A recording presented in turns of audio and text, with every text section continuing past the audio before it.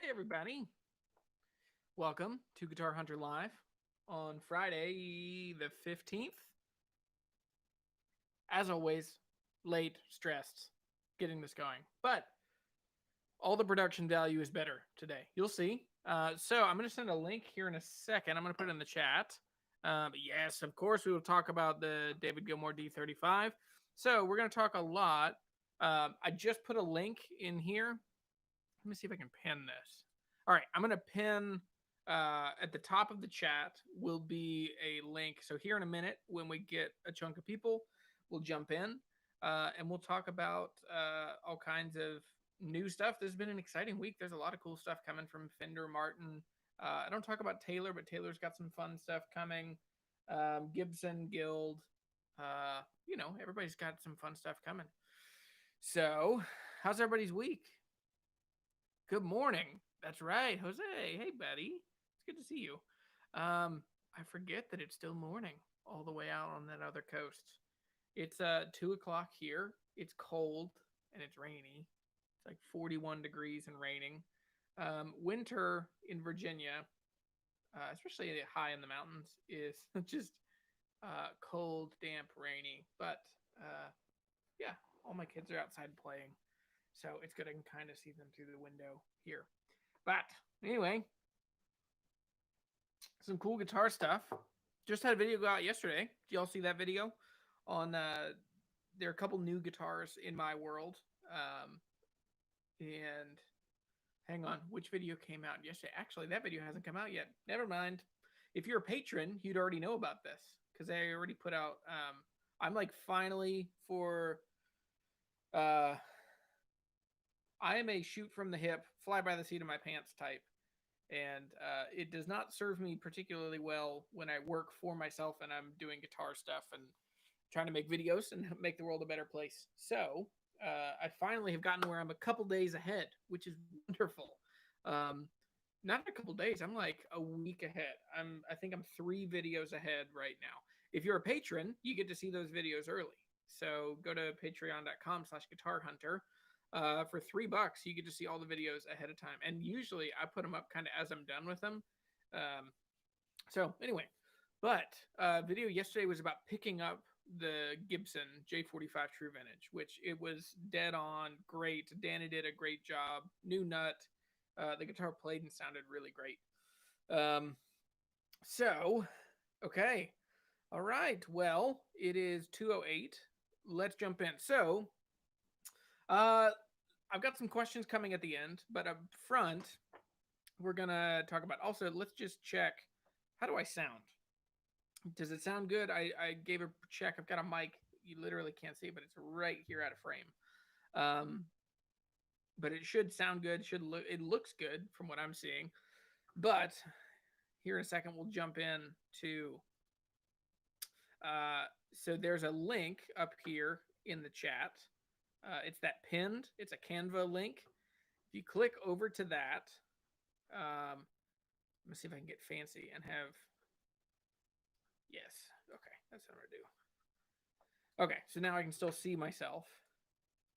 So if you click over there, it will look like it's an orange or a yellow page, and it says Guitar Hunter Live First Reactions to 2021 Gear Announcements. So we'll jump in over there. Let me move this over here so I can still see the chat. Oh boy. Oh, what have I done? Let me know when y'all are over there, if you've got it, if that's working for you.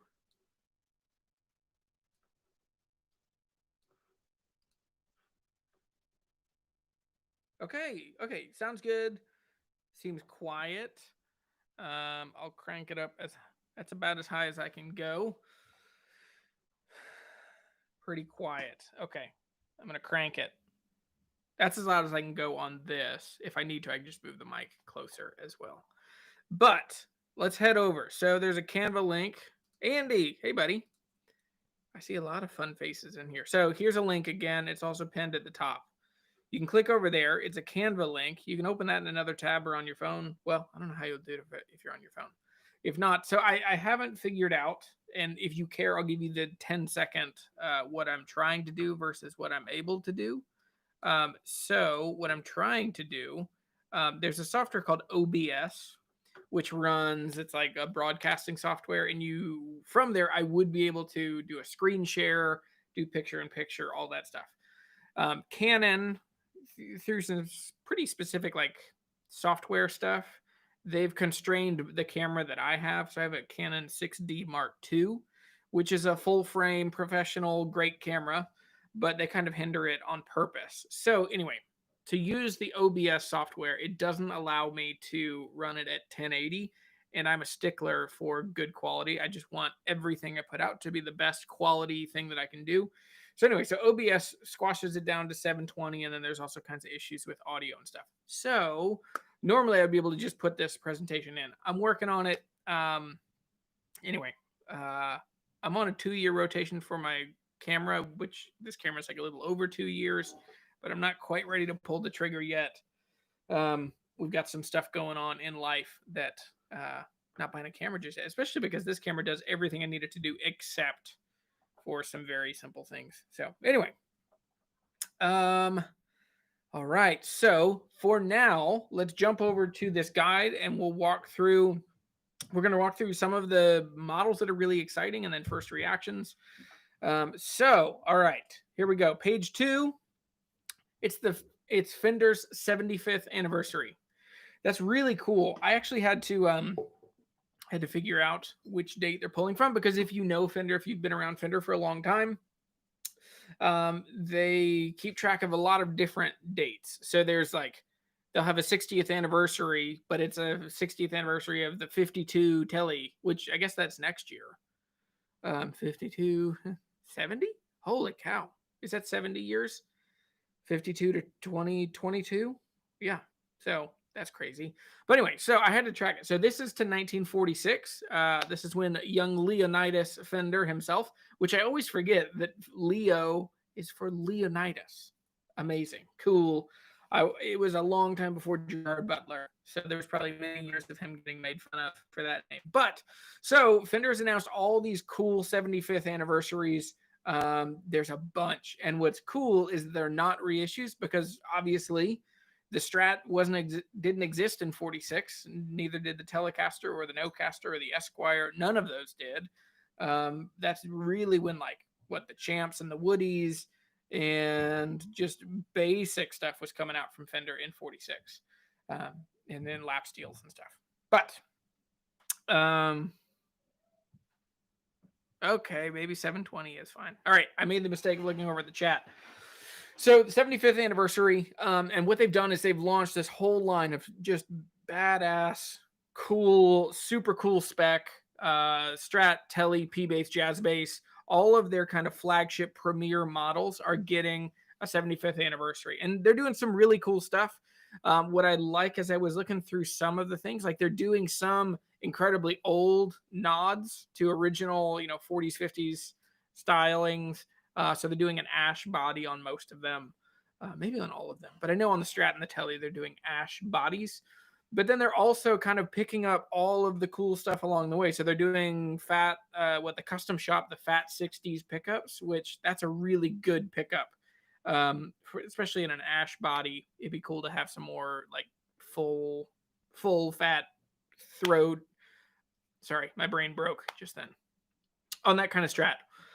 It's cool, and they're kind of picking up cool things. So they're doing roasted maple, they're doing rounded edges. So they're pulling a couple things that are really new processes, especially like the contoured heel.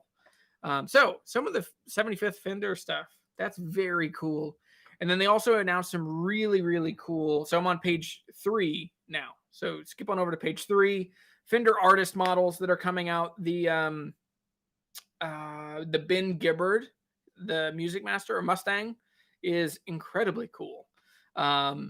Which he does play a Music Master, but more often I've seen him play tellies and thin lines. But anyway, this is a cool model. I can't think of another Mustang. I mean, you have like the Kurt Cobain Mustangs, but this is a really cool one. Looks like an ash body, black guard. So it's pulling some like 70s vibes, which I think that Fender, by and large, is really trying to help people get over the old guy naysaying of all Silverface, all 70s stuff is bad, and they're starting to reissue cool 70s stuff because there is amazing music that came from these instruments from the 70s. So the Ben Gibbard, that's a very cool.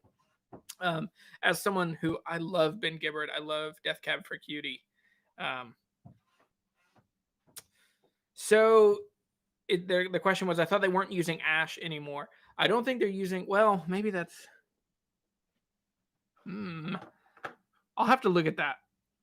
Maybe I'm just looking at the picture and it's kind of small because I have picture in picture to make sure that I'm still seeing the chat. Okay, that doesn't look like ash. The more I zoom in on it, I'm on page number 3 on that doc. If you're just joining, there's a comment pinned up top, and you can look in there and you can see what we're talking about. So we're talking about the new Fender artist models. The other one is the Chrissy Hind. Which that's a cool one. I don't know her super well. Actually just checked some of her stuff out today.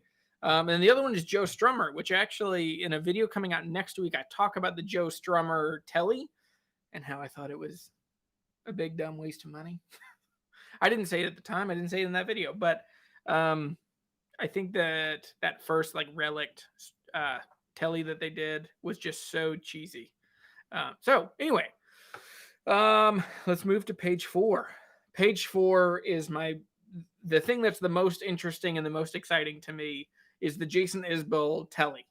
And so this is a custom Telly. It is very similar specs to his custom shop. Now, what I do think is interesting about this is it is quite expensive. It's $1,500. That's American Pro 2 price. But it comes with a gig bag, and usually when a Fender comes in a gig bag, that means that it's made in Mexico. Correlation does not equal causation. But usually when you're buying a guitar, when Fender sends them in a gig bag. So I didn't see anything directly on the website that really reflected that. But anyway, to me, that's a lot of money for a guitar made in Mexico. But at the same time, it's cool specs. It's an artist model. I guess this also officially means that like Jason Isbell is on top of the world.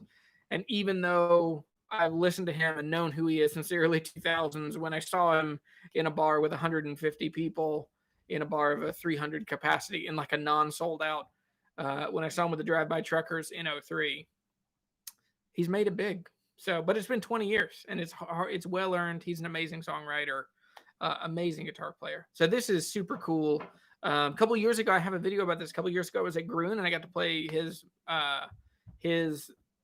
artist model from Martin, and it was interesting because it wasn't my thing. Like I thought I would love it because I love his tone and I love his playing, but it just wasn't my thing.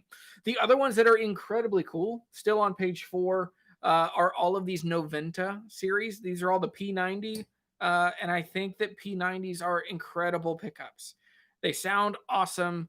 And what's really cool about P90s is that they're much more diverse. So like single coils versus humbuckers, they really do sit in the middle. And what I think is interesting, they don't sit in the middle just because of like their innate tone, but they seem to be more dynamic. And so a couple years ago, I built a custom parts caster for a friend. It had a big Thundercats, and so we called it the Thunderstrat. And we did 2 P90s in that with a parchment guard. It was a 3-layer parchment guard. Yeah, so did a Strat very similar to kind of that red one in the middle.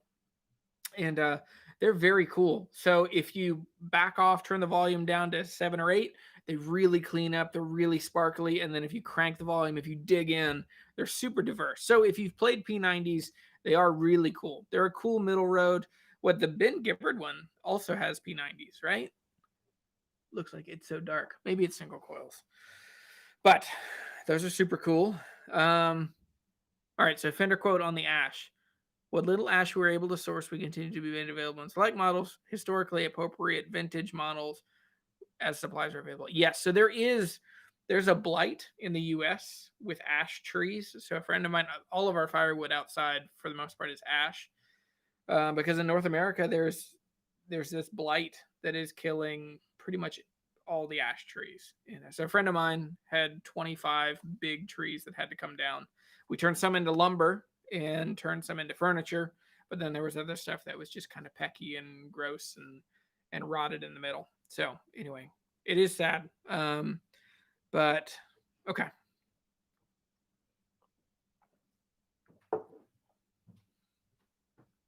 You didn't like Jason Isbell Martin either? Yeah. So okay, let's keep going. So yeah, super cool stuff. I think all of these are cool specs. I love the idea that Fender is able to now kind of switch gears to where they get to play the what if game. What if we offered Strats in the 50s with P90s? Because it's traditionally more of a Gibson style pickup. I think it's very cool. I think that we win. This also is a good response for Fender to companies like Reverend and Nova, Revolta, all those. I think it's a cool move. The other thing that is super cool is that Fender announced 3 new amps that they're bringing out. 2, to me, I think are completely the right amps for right now for a bunch of different reasons. So they're redoing the Vibro Champ and they're redoing the 68 a 68 custom Pro Reverb. The Pro Reverb is a really cool amp, and it's very different, or it's subtly different than a deluxe reverb or other kind of similar amps. What is it? It's 40 watts? No, I think it's 22. But the Pro Reverb is a really cool amp. What's interesting is they're going for the drip edge, and this is where I think there's some really smart marketing. There's also some really cool storytelling that's happening. There have been generations of people that want you to feel inferior for playing any amplifier past 67. Like anything that's not blackface has been perceived as terrible. And so there's just been like purposeful scamming or spamming bad information into the world, saying that these amps from the 70s aren't good. Now I get it. CBS didn't do a ton of favors for Fender amps in the 70s, but at the same time, Silverface Twins are cool, and having a master volume on that loud of an amp is helpful and is cool. Of course, they're 1,000 pounds, but anyway, I think this is the right choice. It's very cool. So yes. So all right, let's keep going. The other one that is so cool, and this amp feels so it should have been out years ago, is a Vibrochamp reissue. Vibrochamps are some of the coolest, best sounding old Fenders. I just sold a Champ. I had a blackface Champ for a couple weeks. I didn't actually make a video about it. It just came and went pretty quick. But it didn't have the tremolo in it, so it wasn't the Vibrochamp. I had a 65 Vibrochamp when I was younger, when I was 21 probably. It was the first old tube amp I owned, and it's just so much vibe. So cool. So to me, I'm like, this is the right, cool, perfect amp, especially for there are so many people learning to play guitar. There are so few people that are able to play out right now because of coronavirus and the whole world as it is right now. So lots of guitar players, if you are new to guitar, if you're discovering tube amps, you can't buy a giant 212 combo. You have to then, find smaller, cooler tube amps. And so they're still going to be real loud for an apartment, but I think this amp is totally killer. So I'm excited for the Vibrochamps. I think why is it taking so long? But those are great. The last of the Fender amps that they announced that I think are cool, I think they kind of missed the mark a bit, is the Mustang Micro. I think this is super cool. I always wish I had a solution for walking around playing, sitting around playing, because after my kids go to bed, I can't really play electric guitar unless I have headphones, unless I come downstairs. And I've thought how cool it would be to get a little amp that just plugs in. And that's where, to me, I still think, and these are a better price, right? How much are so the one that these immediately compare against in my mind are the Katana headphones. How much are those? Can somebody Google that? How much are the Boss Katana headphones? Yeah. Okay. So Andy, you said you wish you expanded those with the Tone Master versions. I think you're right. I think as a Tone Master owner, I love that amp, and there are a couple others that I would totally buy right away. Um, like if they redid like a Vibro King, which they wouldn't, or if they did like some of the funky weird ones, I would be into that. But they're not going to do funky weird ones for everybody. Or if they did a USB controller that you could swap out different amps. Anyway, okay. So the Waza Air are quite a lot more money. They're $400. So that's a lot of money. Okay, never mind. So the Mustang Micro is really cool, and there's one feature. So I feel like it gets almost all the way there. So it's the amp plugs in.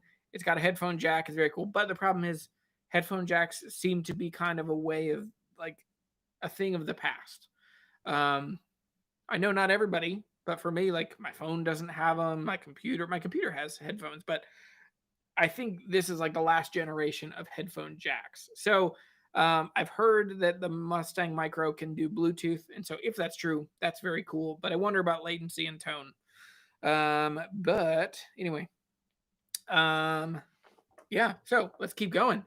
Oh, okay. So here are the two amps. So 68 Pro Reverb. That's real money. $1,300. But it's a very cool amp. So I'm gonna be curious to see him if. So the guitar shop in my hometown blew up, literally exploded, and they're just now kind of getting back on their feet in a new building. So they moved down the road. Yeah. Oh, Mark. So yeah, the Tone Master Princeton I think would be super cool. That one I'm on the bubble with because like no, they should do it. I was on the bubble for a while, but I feel like I've talked myself into it. So the things that are advantageous about the Tone Master are size, weight, and volume.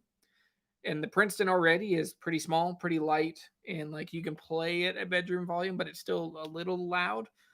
But the reality is like Princeton's sound awesome recorded.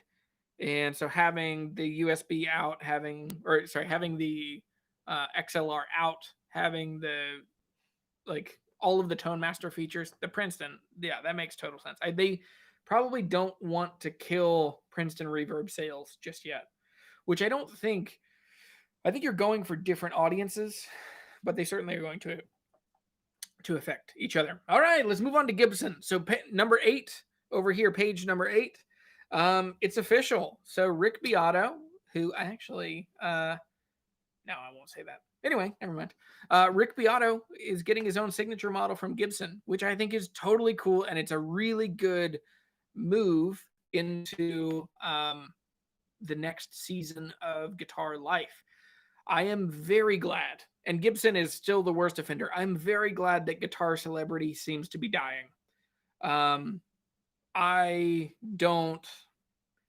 feel like it is such a hurtful and bad thing for guitar players at large to be sold like become a guitar hero, tour the world, have girls and chicks. I just think that that's so unhelpful because nothing kills, like very few of us are going to make it to be guitar heroes, and very many of us learned that 6 months in, 8 months in, and you're like, oh man, for me it's like I will never be as good as Claudio Sanchez, the guitar player from Coheed and Cambria.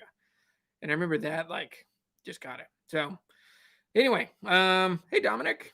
Dominic, he's getting an Orangewood, but customs in Germany. So anyway, yes. Okay. There's a lot going on in the chat. I can't look over there. Sorry, it's distracting. So, Rick Beato, so a YouTuber, is getting an artist model. Now I know Rick Beato, Rick is not a normal YouTuber. He has an amazing pedigree and background and experience and a wealth of wisdom and knowledge and life career behind his YouTube life. But I do think that this is really cool that we're seeing someone that we know and trust get a really cool thing. So I found myself, like, as soon as I saw this, I felt so happy for Rick, which that's different. Like when it's like, which I own a Tom DeLonge, but like when you get a Tom DeLonge, you're like, oh, that's cool. But it's not like, it doesn't feel like an accomplishment for the artist. This with Rick feels like an accomplishment. Let's move on to page 9 and let's talk about Slash. There are more Slash models. Shameless, tired, money grab. I think, man, what? How is that possible? Sean said I'm the first guitar player, the first guitar YouTuber to talk about Coheed. I freaking love Coheed and Cambria. I listen to Delirium Trigger, Jersey Devil, man, every day in high school, my sophomore year of high school, I would go and I would listen to. This is when, like, before YouTube, obviously, because I'm fairly old. This was like 2001, 2002. I could go onto their website and I could stream. I could listen to their songs on their. So I'd bring my headphones, I'd plug it in the computer lab, and I would just listen to it over. Yes, and Keeping Secrets. And Keeping Secrets of Silent Earth was so good. But anyway, okay, back to the thing at hand. Slash guitars. These are a dumb, irrelevant power grab. To me, Gibson does not know who their customers are, and they're just hooked on like such a cheesy. Like I don't care about Slash. I don't care about like another Cherry Sunburst Les Paul or another Gold Top, especially because the big thing that came out recently is that the 59 that Slash has been playing for 30 years, and maybe this has been known for a long time, but not by the broad public. Like his original Appetite for Destruction Les Paul was a copy. It wasn't even a real one. It was a replica made by a guy in Southern California, and Slash knew it and then kind of played it down.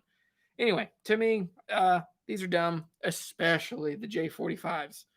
I just think are so dumb, so expensive, and I hope no one buys them.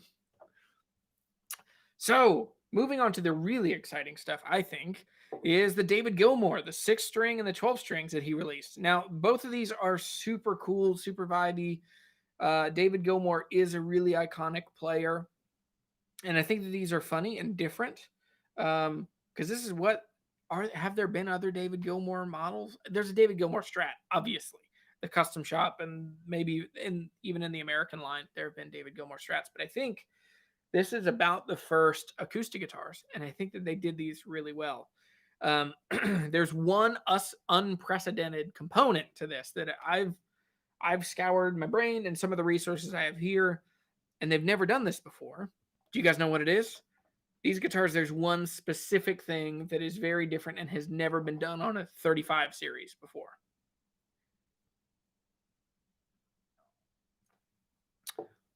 They're sinker, they're mahogany. And more than just mahogany, they're sinker mahogany. So they're 6 and 12 strings. They're 20 or they're 35s. And so to be a 35 inside, so I'm on page 11, and I'll go to page 12 here in a second. So on page 11 is the 12 string. And so the styling cues that make this a D-35, the black pins, well, no, they would be white pins normally. Anyway, it's black pins, but it's white binding. It's binding on the neck and then on the back of the guitar. So if we move over to page 12, if you move to the back, so it's a 3-piece back. That's the main difference. And so the history of this model is really cool. Martin wanted to just have a fresh design, redesign how they built guitars in the mid 60s. And so one of the ways they did that was that they said, what if we do a different style bracing on the back? They also started seeing that there was coming a time in which Brazilian rosewood would be tricky to find, and they would have smaller pieces. And so there were a lot of 60s D-35s that would have East Indian rosewood sides, and then the two bigger panels of the back would be East Indian, and then the one triangle in the middle would be Brazilian. Some of them obviously were all Brazilian, but by the time you get into 69, 70, into the 70s, but they've always been rosewood on the back and sides. This is mahogany, which I think will sound very different. The other thing on 35s that makes them sound different is that they're more lightly braced than a 28 or an HD 28. Those have 3/8-inch binding. These have quarter-inch bracing, not binding. 3/8-inch bracing, and then these have quarter-inch bracing. So they're a lot lighter. If you've been to Groon, so George has been a big proponent of sinker mahogany. And so if you don't know some of the history behind sinker mahogany, is that it's these logs typically from Honduras or Guatemala, that were found. The main stash of them came from Guatemala, and they were found, and they were like 300 years old. They were logging, and they'd been pushed down. Somehow they got stuck way down in this river, and they found them, and they'd been preserved in somehow in the water, and they hadn't rotted. But so it's just incredibly old wood. They sound wonderful. So if you go to Groons, George always has 8 or 10 on the main floor of D18s, and they're usually paired with a red spruce top. What are the tops on these? They look like just Sitka spruce on the David Gilmours, but they've limited them to 250 of each. I'm sure they're going to be gone really quickly, and they're like $5 or $6 grand. Belize, that's what it was. Sean from Scar My Guitar, we've been talking. He and I are working on something that will be amazing. It should be really cool because one of the things, so Sean and I were talking about how much acoustic guitars have been stuck. And I like the D-35 because the D-35 got away. It doesn't have this like boat anchor of 30 years of history before the 1960s. So like the 28s and the 18s and 21s, they get just stuck with this like, well, the pre-wars were the best. And so they get stuck with open gear tuners and bigger necks and like just certain things that they get stuck with. And yes, they're cool, but it doesn't allow that guitar, that model to really change or grow. And so the 35 is cool because it came in at a time where the 3-piece back was cool and it could be different. The binding on the neck was cool and a little flashier than typically Martin did. And then the other thing, even though on the Gilmour, they go to open gear, on the original, they've always been Grovers, which I think are really cool. Like old nickel patent number Grovers are really cool. But anyway, Scar My Guitar is working.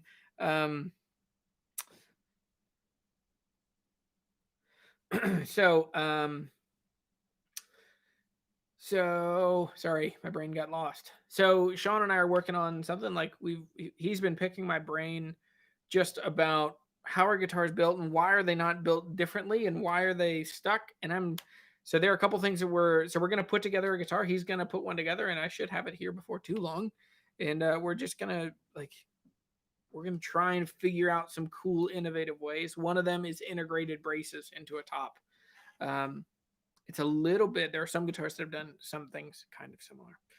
Anyway, very cool. A lot more on that to come. All right, so that's finishing page 12. I think the David Gilmours are really cool.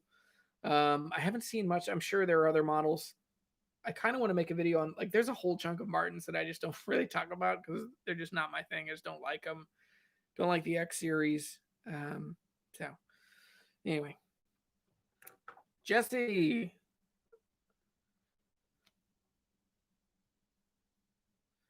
Sorry, got a text. Got distracted. Jesse said, what would you say? Have I ever found any older rare Ibanez guitars? Yeah, I found a handful. I used to, what's that one? Elliot and I at Wonder Records. There's one that he found. He had an old Artist. I forget what you call it, but it's like the double cut, kind of a Les Paul-ish thing from the 70s that were very cool. So anyway, okay. Questions, comments, slanderous remarks. I have some here, but I'll go through the chat real quick. I'll look through real quick. So Tex is talking about, you guys are talking about, yes. So, okay. So Sinker Mahogany is just kind of everything is bigger, better, stronger, louder. Yeah, they just seem to be the most, if you like mahogany guitars, they're just more of everything that you like in that. So I'm a big fan. So then Tex was saying, if we're comparing, because you guys are also talking about Yamahas, Martins, I saw some stuff about the 0015M. I really have been impressed with some of the nicer, the higher. I've owned 2 Orange Woods so far. One is actually right here, and that's the Hudson with the torrefied top. That one is a freaking cannon. It's like if you want a D18 and want to spend a third of the price, maybe a fourth of the price, buy one of those. It's It's the first import guitar that I've heard that really does have like growly full low end. That was really good. I think it's like $695 is the one I got. So very cool. What could you recommend for a reasonably cheap high-end acoustic guitar? That's an interesting.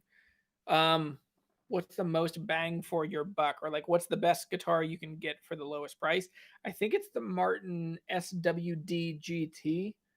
So it's a cherry back and sides, dreadnought. It's gloss top, gold hardware, which is a little cheesy, but that's okay.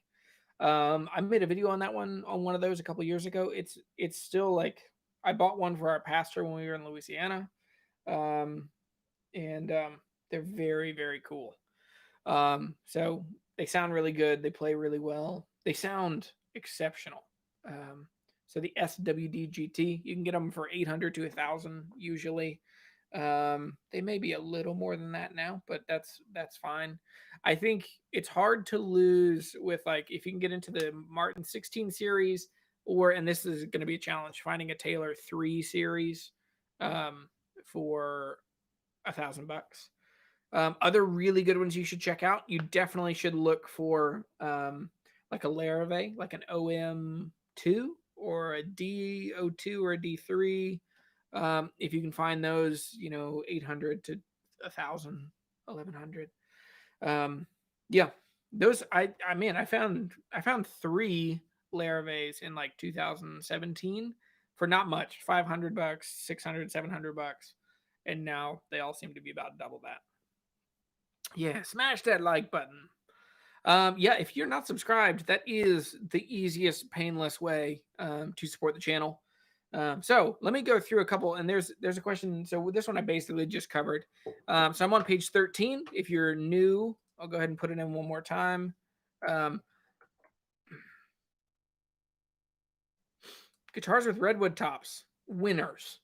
They are quite expensive. But a friend of mine had a Breedlove, one of the master class. What do they call their high end? It was like an M25, and it was a myrtle wood back and sides with a redwood top, and it was a really articulate, loud, booming OM concert size guitar. Very good. Yeah, I have more shirts. Sorry. I don't know enough about Furch to talk about them. I've reached out to them. It sounds like we might not Furch, but Boucher. I'm trying to work a deal with them for them to give me a loaner for a while to show off and talk about them and make some helpful stuff. Thoughts on the American Pro 2 Tele? I haven't played the Tele. I have a Strat that I got and reviewed, and then they liked the review and they gave it to me. I think it's an amazing guitar. To me, I think this isn't hyperbole. I really do think it's the best American. If you're calling it the American standard, it's about the best that they've made yet. It doesn't have the gimmicks or the cheesiness. Even with the push on the tone pot, which I didn't know about when I reviewed it, but they're very cool. They're really, really good sounding guitars. 1,500 is the cheapest SWD GT. That's a lot of money. I wouldn't spend that on it. It's a very cool guitar. They also make an OM version that sounds really good. That might be a little cheaper. 1,500 is a lot. You can get it. That's D18. Like that's cheap D18 territory. If you're gonna spend 1,500, get a D18. But pickups, preamps, and amp recommendations for preamps. Are you talking acoustic or electric? Pickups, preamps, amps. I'll run through electric guitar first. Electric guitar pickups for me, I think if you can get cool hand, scatter wound pickups, you can find, because there's so many people making cool boutique Tele or Strat pickups for $100, $150. You can get them even cheaper than that.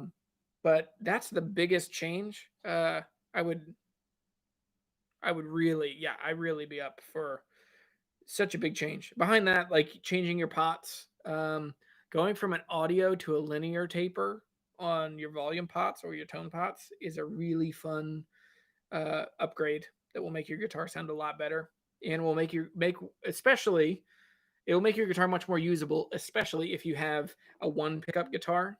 The other trick that you should do is if you have a one pickup guitar with it only has like a volume, you need to have a treble bleed on that circuit. So it's a cap with a resistor and a capacitor, and you put them together and you put them basically between the volume and the output. And what it does is it cuts out the high frequencies. It's basically the same thing as a bright cap, because not all frequencies get turned down at the same volume when you run the pot. So usually as soon as you turn the volume down, you're turning almost all the highs off right away. So anyway, yeah. All right. Well, pickups, electrics, pedals, all that stuff. Get a good tube amp for electric guitar. For acoustic guitars, my favorite pickups are LR bags. Not all the time. There's some that I'm not as big a fan of, but I think their Element VTC beats the Fishman every day of the week. That's a really good pickup if you want just a really basic. Other than that, the K&K Pure Mini is a really good pickup. With the K&K, you will need a preamp. If you're going to run a preamp, you've got a couple choices. The Aura is pretty good, but I would rather have the Venue. And so the LR Bags Venue is wonderful because it allows you, there are main things that, like if you're playing acoustic guitar, particularly in a church or with a sound man or wherever, you need to have a lot more control than usually you have. Usually you show up with a guitar with a pickup, you plug in, and then all the control goes to the sound man or to the sound person. And so having the Venue allows you to mute yourself, which is incredibly important. Like, especially if you're in church or if you're doing a wedding gig or whatever, you need to be able to just be quiet. People will think you're much better at playing your instrument if they don't hear you play your instrument, or like if you're able to be quiet at certain times. And then it also has a tuner. People will think you're a better musician if you're just in tune all the time. And then it also gives you a boost and some EQ. So if you want to jump out and be a little louder, if you need more volume or more bass or more gain, you can have a lot of control. So the Venue DI is awesome. The Session is also really good. It's fewer options and doesn't quite do the same thing, but it is really helpful. Also gives you a mute, which, like I said, it's amazing how much better people will think you are as a musician if you just are quiet when you need to be quiet. Yes. Derek Paul, hey buddy, have I tried Cremona guitars? Been working with them and the R30. It was so good, so deep and resonant. I have played like one. I have a friend in Louisiana that has one, but I haven't played it very long. Tell him to send me one. I'll play one. I think we are in the golden age of guitars. I think guitars now are better than they ever have been. And then the crazy thing, man, do this. Dig in and look and see how expensive, where you're like, a D18 was only $400 in 1960. And then you look up how much $600 was or $400 was, and you're like, oh, that's $3,500. And you realize now the guitars are proportionally cheaper now than they ever have been. So thanks, Derek. That's awesome, man. Yeah, I'm always up for new cool guitars. I just got 2 Donner electric guitars, which Donner is like basic low rent stuff. Let me jump over and do a couple questions. Oh, thanks guys. Yes, Raphael. Yeah, we just talked about them. I think they're very cool. They're mahogany back and sides, which is really interesting. They should be just cannons. I want a 12-string. That's the thing I want this year. If I can end this year with like a beautiful, either a Larrivee or a Guild 12-string, that would be like a great goal for this year, to get one of those. So what do I think about the LR Bags voice print? They offered me one at artist pricing. I passed on it. I think I might get it. I also just got Fender sent me one of their new acoustic effects amps, and it's been interesting. I don't like the way most acoustic guitar pickups sound, and that amp has been tricky to get to sound. Like it sounds like a good electrified acoustic guitar, but I haven't. I need to put a lot more time into it to really get to where I can make it sound like an acoustic guitar, just louder, which I think that's the biggest challenge. Okay, yeah, we can try a 12 string. Yeah, man, I had a couple years ago, I had a Taylor 555 12 string, which was a giant, it's like a 17.5 inch body, really thick body, beautiful flame maple back and sides. And I got it for $800. It was a guy bought it in a newspaper, in a classified in New Orleans. And it had been in the case for like 8 years. It was kind of mildewy, but it was an amazing guitar. Just like felt like a giant piano. Anyway, so David says, Jeremy, have I played or done a video on an HD28V? I bought one on Reverb for $2,300. An astounding guitar. It is. HD28Vs are really great guitars. I'm trying to buy one. There's one locally. The guy doesn't know what it is, but his default is that he wants $5,000. Which I'm like, it's not a $5,000 guitar. It's $2,700 is probably value on it. I sold a ton of those, and I'm a little like standoffish with big boomy rosewood dreadnoughts because I was sold a guitar. I bought a custom Husson Dalton when I was 20 and 21. And I just let other people's opinions and experience be louder than my own and my own intuition or my own gut. And I ended up getting basically a Tony Rice spec from Husson Dalton. Amazing guitar, but it was a large sound hole, red spruce top, rosewood back and sides, cannon. It was so freaking loud. And so I just got a guitar that I'm not a lead player. I'm not a bluegrass player. I'm not a loud singer. And so it was a guitar that I couldn't ever sing over, and it was too loud. Like people were always telling me to play quieter. So anyway, so that's why I've kind of avoided some of the HD 28s. But yeah, so Jess says, hey, sorry if it's already been asked, but do you miss the Guild? I really do miss the Guild. And but at the same time, I'm very happy that it found the right home.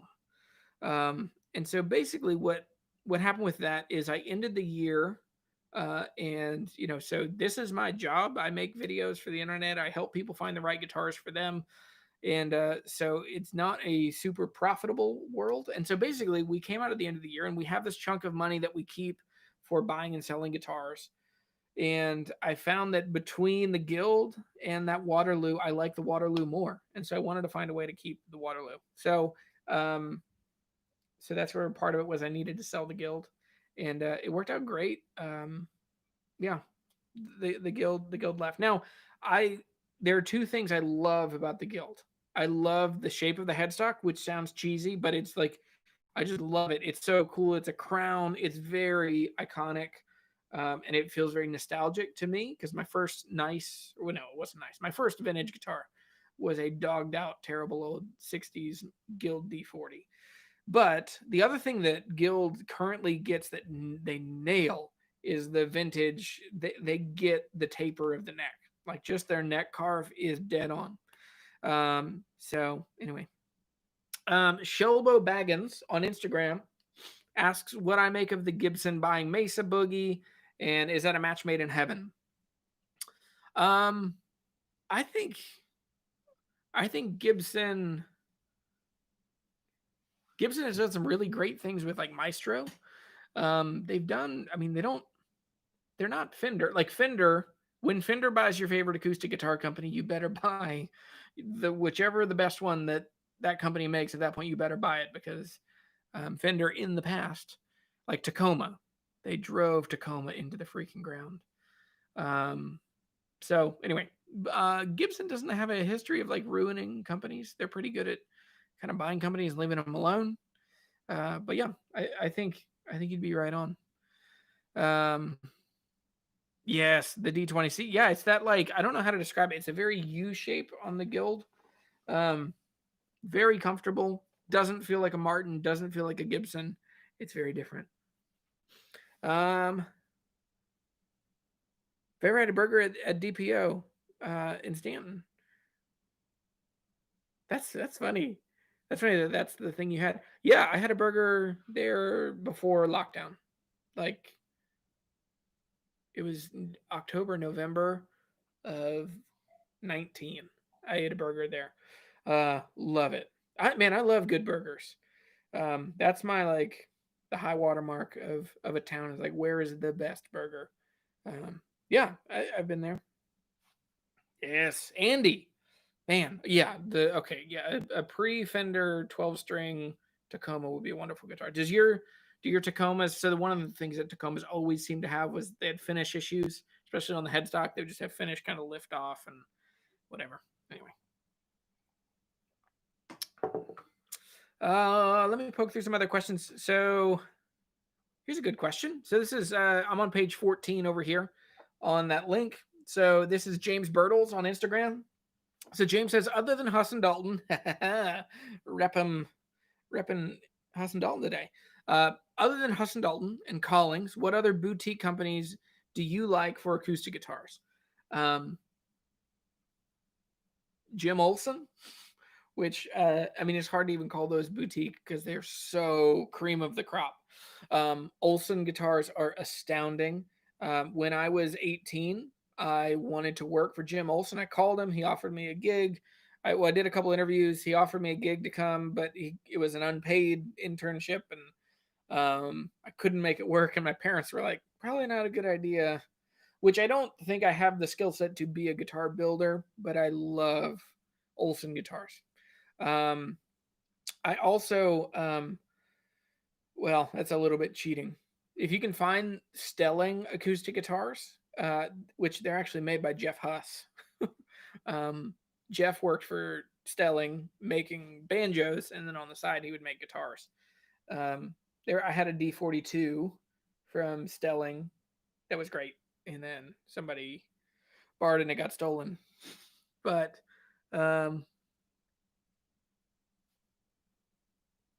yeah, so Jesse asked if I have other books. So I think I'm going to do a video on this here soon. So this is the Vintage Guitar Price Guide, and let's see what they have for PRS. So the question was, do I have a resource for pricing Paul Reed Smiths? And I do, because they're all in here. Like there are pages and pages of them. So yeah, what do you have?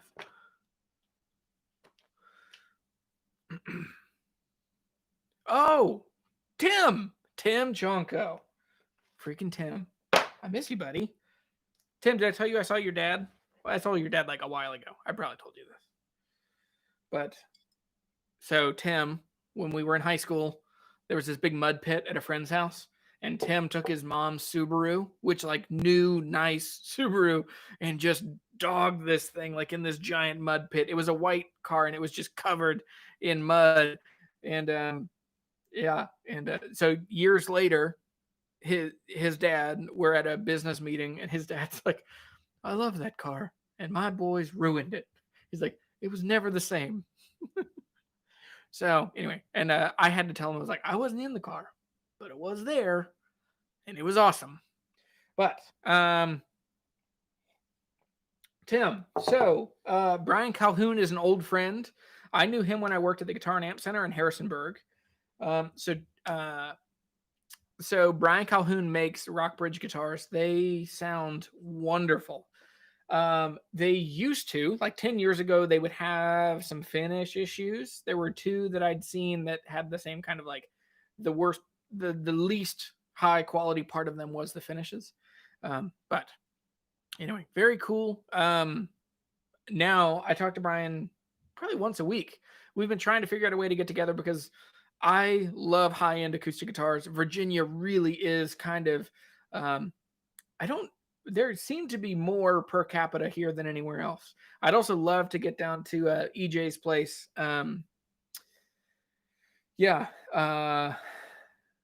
Henderson. I'd love to go down and see her shop because she's building amazing ukuleles. Her dad is Wayne Henderson. I would love to get and see them, but the world's weird right now. And Tim ruined that Subaru. Yeah. Dude, anyway, Tim, we'll talk later.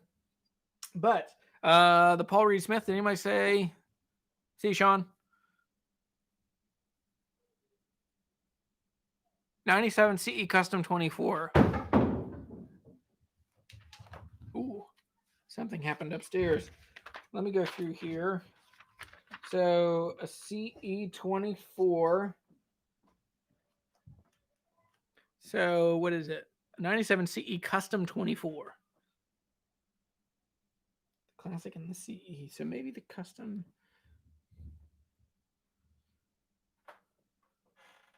So this is saying built between 98 and 2000, and then 2005 and 2008. It's a double cut alder body, and then there's some that are mahogany, some that are alder back in 08. 24 fret bolt on neck, 2 humbuckers, dot inlays, blah blah blah. So it's saying it's a between 1,025 on the low end and 1,325 on the high end. I'm going to put a link to these in the description. It'll be an affiliate link, so if you buy one, I get a small commission. But this is a really helpful resource. Now, it's not as well. It has to be paired with Common Sense and eBay Reverb, but it's the most helpful. This is the least affected by the volatility of the guitar market. It's a much better, slower pace.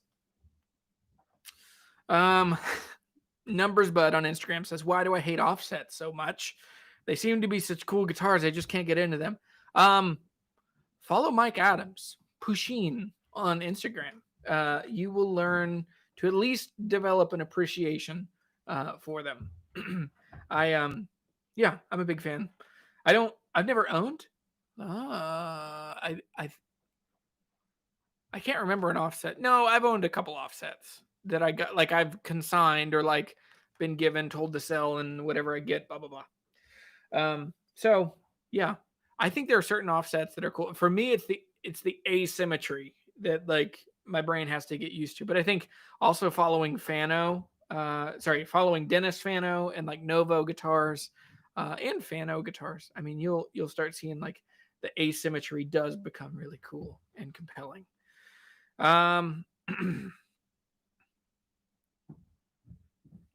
Okay, there are a couple of these. So Matt wanted me to talk about the P90 range. We talked about those earlier. I think they're super cool. I think P90s are amazing, really diverse pickups. You'd be crazy to not at least try them if they come to your local guitar shop. Over on the chat here, Dr. Gabriel Asensio says, what's my opinion on Maton guitars? I've never actually played a Maton. I've been trying. So their master distributor in the US he reached out to me and asked if I'd be interested in checking some out. We're trying to figure it out. I'm also going to go hang out with Jesse at Artisan Guitars at some point when the world opens up a bit. And we're gonna hang out, and he knows a lot about Matons, and I don't, other than they're like Australian Martins. And but I know they also really focus on quality of pickups and performance and live sound, which I'm really interested in because, like I said earlier, I just don't like how guitars sound plugged in. There are some that are better than others. What are my thoughts on Eastman guitars? I've only played a handful. I've tried to reach out to them. Well, I have reached out to them, and they told me the same thing 3 times, which is I don't have enough followers for them to work with me, and they don't work with YouTubers. So that's okay. I'll keep trying. I almost bought one a couple weeks ago, but yeah. So to me, it feels like they're kind of a newer, better take. Like I think Blue Ridge was like the first one to that game, and I think there are other people after that. Oh boy. My computer unplugged. See, my battery's low. Hold on. Come on. What happened?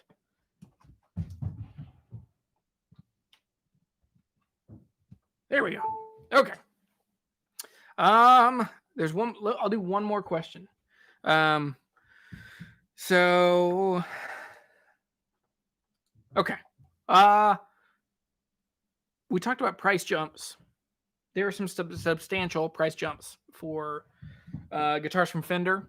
And I mean, part of that is that more people have learned how to play guitar in the last year than any time ever before in America, in the world, maybe in America. I don't know how they keep that statistic, but I know that Fender, for example, has sold the last number I heard was almost twice as many guitars as they'd ever sold before in a year.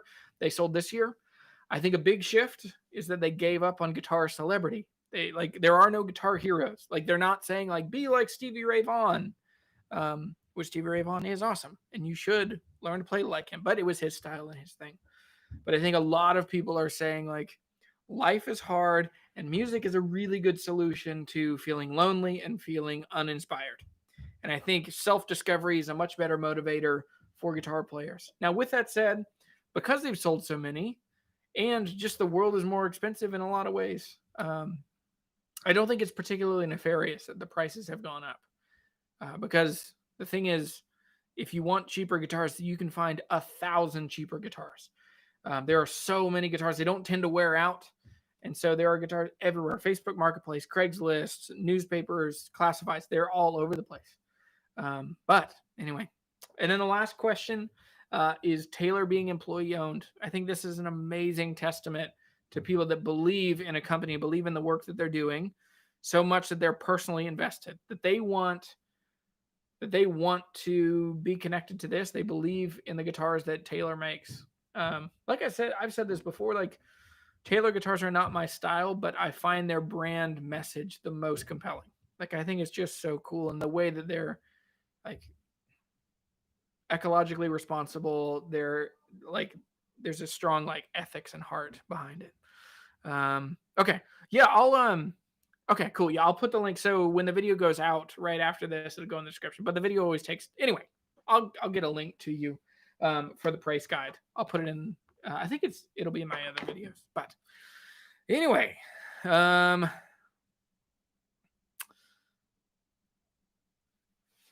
much lower do you offer on a reverb listing which they are way too high? If they're way too high, it might be too far gone. Sometimes you can, I think it's always a good idea to at least give some justification, or in that note when you give the quote or when you give your offer, use that text box and say, hey, I love this guitar, I would love to own one, my cousin, whatever the story is. I've wanted one of these guitars for years, I've kept an eye on them. And then you can say, hey, the market seems to be a little lower than where you are. I know it's like, here's my best offer. I know it's not what you're asking, but I think it's right in line with the market. I would love to own this guitar and I'll pay really quickly. So to me, I think give some level of empathy about, or like history on like why you love that guitar, why you want that guitar, then give something about where the market is. And the last thing being just give them some level of like the expediency. Like, I know it's not what you're asking, but I will pay. If you accept this offer, I'll pay within a minute. And so anyway, all right. So the last page over there, there are 2 links in here. So if you want to support the channel, if you like Guitar Hunter Live, if you think that this is helpful for you finding the right guitars, and it's just fun hanging out. This is a fun way to spend a Friday afternoon. T-shirts, coffee, merch are all available in the store. Coffee, if you buy it now, there's limited quantity. There will only be 20 bags. And some have already sold, and I just saw there's some that sold while we're on here. But if you want a bag of coffee, it's delicious. It's also, the price has come down a little bit because I want more people to be able to try it out and have it, and it's delicious coffee. So it's $17, $3 shipping, it's $20 even. It'll get to you. I'll write you a note. I'll tell you you're great. And so yeah, t-shirts, coffee, merch, all in the shop. New t-shirts are going to come at some point. I'm thinking about doing kind of a similar blue color to that, a very fun kind of light sonic blue, that kind of thing. The other one is like I said earlier, the way I take care of my family, the way I continue buying and selling guitars and helping people do this is largely responsible from my patrons, because I want to get to where I can really say what I want to say about guitar brands, and I don't want to have the complications that come from guitar brands paying me for a review and then I feel like I don't get to say what I want to say. So anyway, it's a way that helps me continue to just kind of maintain some freedom to say. So anyway, if you become a patron, that is a really big blessing to me. The biggest thing for you is that you'll get to see videos earlier, get Q&As with me, and at different levels there are different cool features and things. So check it out, guitarhunter.com. Nope, patreon.com/guitarhunter. So anyway,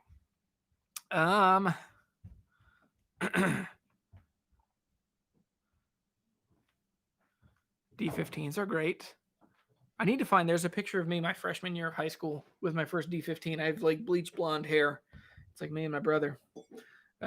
Anyway, this is super fun. Thanks for hanging out.